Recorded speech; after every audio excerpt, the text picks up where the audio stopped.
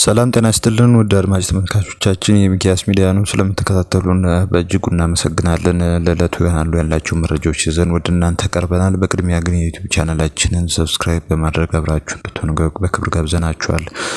የሰብስክራይብ አድርጋችሁን ለምትከታተሉን በሙሉ እናመሰግናለን። እንግዲህ ቻናላችንን ከሚከታተሉት ሰዎች 96% ያህሉ ሰብስክራይብ ያላደረጉ ናቸውና አሁንም ሰብስክራይብ ማድረጋችሁ ለኛም ይበጀናል። ስለዚህ ሰብስክራይብ ማድረጋችሁን አትዘንጉ። ለዛሬ እንግዲህ ይሆናሉ ያልናቸው መረጃዎች ይዘን ነው ለእናንተ የቀረብነው። ከሶማሊያ እና የሶማሌላንድ እንደዚሁም የእስራኤል ጉዳይ በእጅጉ አነጋጋሪ ሆኗል። በዚህ ጉዳይ ዙሪያ አልሸባብ ያወጣው መግለጫ አለ። እሱን በተመለከተ አንዳንድ መረጃዎችን እናጋራችኋለን። በሌላ በኩል ደግሞ ወደ አማራ ክልል ጎራ ብለን በትናንትናው ዕለት ተፈጸመ ስለተባለ የድሮን ጥቃት አጠር ያለ መረጃ ለእናንተ እናቀርባለን። አሁንም እንድትከታተሉን ነው የምንጋብዛችሁ። በመጀመሪያ እንግዲህ የምናልፈው የሳሙናና ዲተርጀንት አምራቾችን ጉዳይ የሚመለከት መረጃ በማቅረብ ይሆናል። የሳሙናና ዲተርጀንት አምራቾች ከውጭ ምንዛሬ እጥረትና ከአቅርቦት ጋር በተያያዙ ችግሮች ምክንያት የመዘጋት አደጋ እንደተጋረጠባቸው አስታውቀዋል። የኢትዮጵያ ኬሚካል ምርቶች አምራቾች ማህበር ለአንድ የውጭ ኩባንያ የተሰጠው ብቸኛና ያልተገባ የገበያ እድል ዘርፉን እንዳዳከመውና ምርት እንዲቀንስ እንዳስገደደ ገልጿል።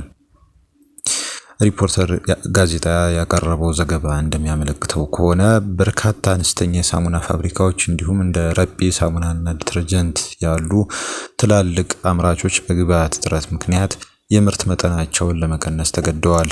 የኢንዱስትሪ ሚኒስቴር ባደረገው ጥናትም ይህንኑ ያረጋገጠ ሲሆን አንዳንድ ፋብሪካዎች የምርት መስመሮቻቸውን ለመዝጋትና የሰራተኞችን ሰዓት ለመቀነስ መገደዳቸውን አመልክተዋል። ለሳሙና፣ ለሻምፖና ለፈሳሽ መጽጃዎች ምርት ወሳኝ የሆኑት ላብሳና ስሌስ የተባሉት ኬሚካሎች በገበያ ላይ እንደ ልብ አለመገኘት ዋናው ችግር ሆኗል። እነዚህን ግብዓቶች የሚያቀርበውና በህንድ ባለሀብቶች የሚደገፈው አላይድ ኬሚካልስ የተባለው ኩባንያ ከሐምሌ ወር ጀምሮ አቅርቦቱን አቋርጦ እንደነበር አምራቾች ይገልጻሉ። የአላይድ ኬሚካልስ ስራ አስኪያጅ ግን ችግሩ የተፈጠረው በውጭ ምንዛሬ እጥረት ምክንያት እንደሆነና ለአጭር ጊዜ ብቻ እንደነበረ ነው የተናገሩት። አሁን ፋብሪካዎቻችን ወደ ስራ ተመልሰዋል፣ ችግሩ ተፈተዋል ብሏል። አምራቾች ግን ችግሩ ከውጭ ምንዛሬ በላይ እንደሆነ ይከራከራሉ። አላይድ ኬሚካልስ እነዚህን ግብዓቶች ሲያስመጣ ከ15% ቀረጥ ነፃ ወይም ዲዩቲ ፍሪ እንዲሆን የተፈቀደለት ሲሆን ሌሎች አስመጪዎች ግን ይህ እድል የላቸውም። አንድ የማህበሩ ከፍተኛ አመራር እንዳሉት የቀረጥ ነፃ ፖሊሲው የተቀረጸው ለአንድ አቅራቢ ብቻ ነው። በዚህም ምክንያት አንድ ኩባንያ አቅርቦት ሲያቆም መላው ዘርፍ አደጋ ላይ ወድቋል ብለዋል። አላይድ ክፍያዎችን በቅድሚያ በመሰብሰብ ለወራት ገንዘቡን ይዞ እንደሚቆይና አምራቾች ካፒታላቸው እንደሚታሰርም ተገልጿል። ሌሎች አስመጪዎች ቀረጥ ስለሚከፍሉ ከነሱ የሚገዛው ግብዓት በ15% የዋጋ ጭማሪ አለው። ይህ ደግሞ በመጨረሻ ሸማቹ ላይ የዋጋ ንረት ያስከትላል። የኢንዱስትሪ ሚኒስቴር አቶ መላኩ አለበል ከአምራቾች ጋር ውይይት ያደረጉ ሲሆን ጉዳዩን ለገንዘብ ሚኒስቴር አቅርበው መፍትሄ እንደፈለጉ ቃል ገብተዋል። የኢንዱስትሪ ባለሙያዎች ለአጭር ጊዜ መፍትሄ አምራቾች ራሳቸው ግብዓቶችን በአነስተኛ ቀረጥ ወይም በ5% እንዲያስገቡ እንዲፈቀድላቸው፣ ለዘላቂ መፍትሄ ደግሞ እነዚህን ግብዓቶች በሀገር ውስጥ ማምረት እንደሚገባ ይመክራሉ። በ2024-2025 የኢትዮጵያን አቆጣጠር በጀት ዓመት ኢትዮጵያ 7 ቢሊዮን ብር የሚገመት ሳሙናና የጽዳት ዕቃዎችን ከውጭ ማስገባቷ መረጃዎች እንደሚያመለክቱ ነው የተነገረው። ወደ ሌላ መረጃ ስናልፍ በአዲስ አበባ ከተማ መንገድ ግንባታና የኮሪደር ልማት በሚከናወንባቸው አካባቢዎች በተለይም ከኤድና ሞል እስከ 22 ባለው መስመር የቴሌኮም የመዳብ ገመዶች ወይም ደግሞ ኮፐር ሮፕስ የሚባሉ ናቸው። እነዚህ ዘረፋ የተፈጸመባቸው እንደሚገኝ የተነገረው። እነዚህ ኮፐር ኬብሎች እና ሌሎች የብረትና የፕላስቲክ ንብረቶች በጠራራ ፀሐይ እየተዘረፉ እንደሚገኙ ነዋሪዎችና የዓይን እማኞች ገልጸዋል። ሪፖርተር የእንግሊዝኛው ጋዜጣ ያነጋገራቸው ምንጮች እንደጠቆሙት ይህ ዘረፋ የሚፈጸመው በተደራጁ ወጣቶች፣ በጎዳና ተዳዳሪ ህጻናትና በቆሻሻ ሰብሳቢዎች አማካኝነት ነው። አስገራሚው ነገር ድርጊቱ የሚፈጸመው የግንባታ ሰራተኞች፣ የጸጥታ ኃይሎችና ህዝብ እያየ መሆኑ ነው ተብሏል። የአካባቢው ነዋሪዎች እንደሚሉት ዘራፊዎቹ ኮንክሪት በመስበር በውስጡ የሚገኙትን የመዳብ ገመዶችና የፕላስቲክ ቱቦዎች በማውጣት ይወስዳሉ። አንድ ስማቸው እንዳይጠቀስ የፈለጉ ነዋሪ አንዳንድ የጸጥታ አካላት ከዘራፊዎቹ ጋር በመደራደር ጉቦ እንደሚቀበሉ ገልጸዋል። ድርድሩ በብዛት የሚደረገው በሌሊት ነው። ከ30 ሺህ እስከ 280 ሺህ ብር የሚደርስ ጉቦ የሚቀበሉ የጸጥታ አካላት አሉ ብለዋል እኚሁ ነዋሪ። የተዘረፉት የመዳብ ገመዶች ደግሞ እንደ መጠናቸው ከ800 እስከ 1000 ብር እንደሚሸጡም ተጠቁሟል። የኢትዮ ቴሌኮም ኮሚኒኬሽን ዳይሬክተር አቶ መሳይ ውብሸት በጉዳዩ ላይ ሲጠየቁ ተቋማቸው ስለተባለው ዘረፋ መረጃ እንደሌለው ገልጸዋል። በከተማዋ እየተካሄደ ካለው ሰፊ የኮሪደር ልማት አንጻር ክስተቱ ተናጠል ጉዳይ ሊሆን እንደሚችል ግምት ሰጥተዋል። አቶ መሳይ አክለውም የንብረቶቻችን መዘረፍ አዲስ አይደለም፣ አንዳንድ ንብረት ለማስጠበቅ ስንል የተኩስ ልውውጥ ውስጥ የምንገባበት ጊዜም አለ ብለዋል። ተቋሙ ከከተማ አስተዳደሩና ከፕሮጀክት ባለቤቶች ጋር በጋራ ኮሚቴ እንደሚያሰራ ቢገልጹም በዚህ የተለየ ቦታ ላይ ስለተፈጸመው ዘረፋ ግን ዝርዝር መረጃ እንደሌላቸው አስታውቀዋል። የአዲስ አበባ ኮሪደር ልማት ፕሮጀክት ሁለተኛ ምዕራፍ 32 ኪሎ ሜትር የሚሸፍን የመንገድና የከተማ ማሻሻያ ስራ ያካተተ ነው የተባለው። ወደ አማራ ክልል ስናልፍ ዘመነ ካሴን መያዝ አልቻልንም በማለት አንድ ባለስልጣን ተናግረዋል። የአማራ ክልል ምክትል ርዕሰ መስተዳድር የሆኑት ዶክተር አብዱ ሁሴን ከሰሞኑ በነበረ አንድ ህዝባዊ ስብሰባ ላይ ዘመነ ካሴን በተመለከተ አነጋጋሪ አስተያየት ሰጥተዋል። እኚህ የክልሉ ከፍተኛ ባለስልጣን ዘመነ ካሴ ጋር እንደደወሉና እሱንም መያዝ አስቸጋሪ እንደሆነ ገልጸዋል። ዘመነን መያዝ አስቸጋሪ የሆነበትን ምክንያት ሲያስቀምጡም ፈሪ ስለሆነ ጥላው አይያዝም ሲሉ ነው የተደመጡት። 4 ኪሎ አይደርሱም፣ ዓላማቸው የታሪካዊ ጠላቶቻችን ተላላኪ መሆን ነው በማለት የፋኖ ኃይሎችን የወቀሱት እኚሁ ባለስልጣን ዓላማቸው ኢሳያስን 4 ኪሎ ማስገባት ነው ብለዋል።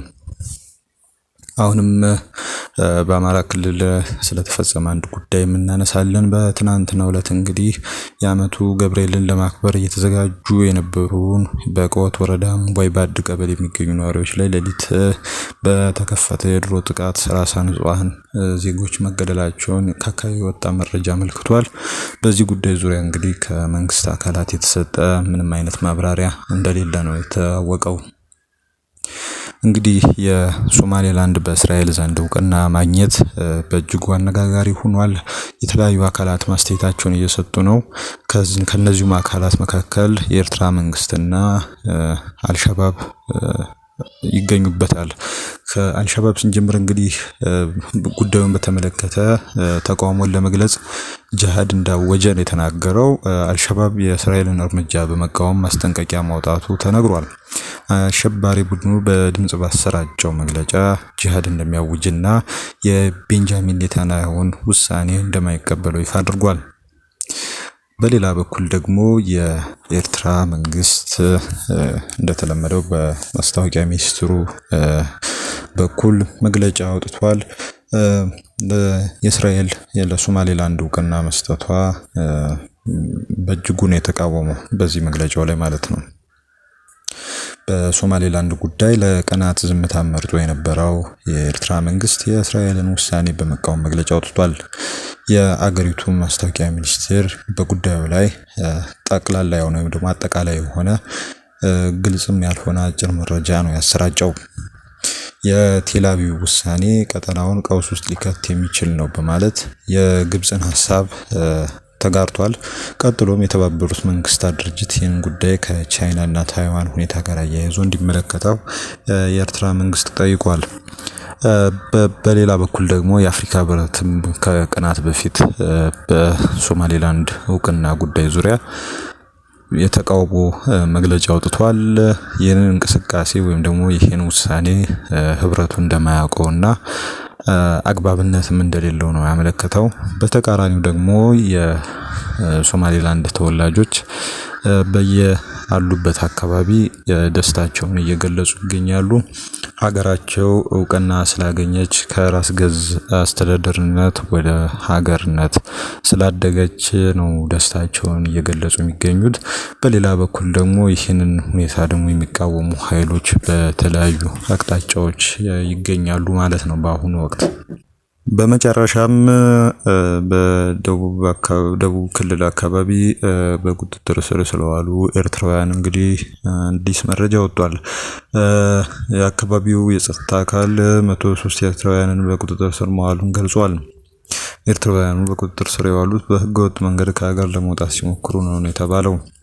በደቡብ ኢትዮጵያ ክልል ደቡብ ኦሞ ዞን በሐመር ወረዳ ኤርቦሬ ከተማ ባለፈው አርብ ታህሳስ 17 ቀን 2018 ዓ.ም ከሌሊቱ 9 ሰዓት አካባቢ ከወይቶ ወደ ኦሞራቴ በሲኖትራክ ወይም ደግሞ በሲኖ ተሽከርካሪ ተሳፍረው በህገወጥ መንገድ ከሀገር ለመውጣት ሲጓዙ የነበሩት 103 ኤርትራውያን ከመኪናው ሹፌር እና 2 ረዳቶች ጋር በቁጥጥር ስር መዋሉን የወረዳው ፖሊስ ጽሕፈት ቤት ማሳወቁ ነው የተነገረው። አድማጭ ተመልካቾቻችን ለዕለቱ ይሆናሉ ያላቸው መረጃዎች እነዚህ ነበሩ። ስለምትከታተሉ እናመሰግናለን። በውጭ የምትገኙ ተከታታዮቻችን የቻናላችን ቋሚ አባል በመሆን ቻናላችን እንዲጠናከር እንድታደርጉልን በአክብሮት እንጠይቃችኋለን። ሰብስክራይብ አድርጉ፣ ተከታተሉን። መልካም ሰንበት ይሁንላችሁ።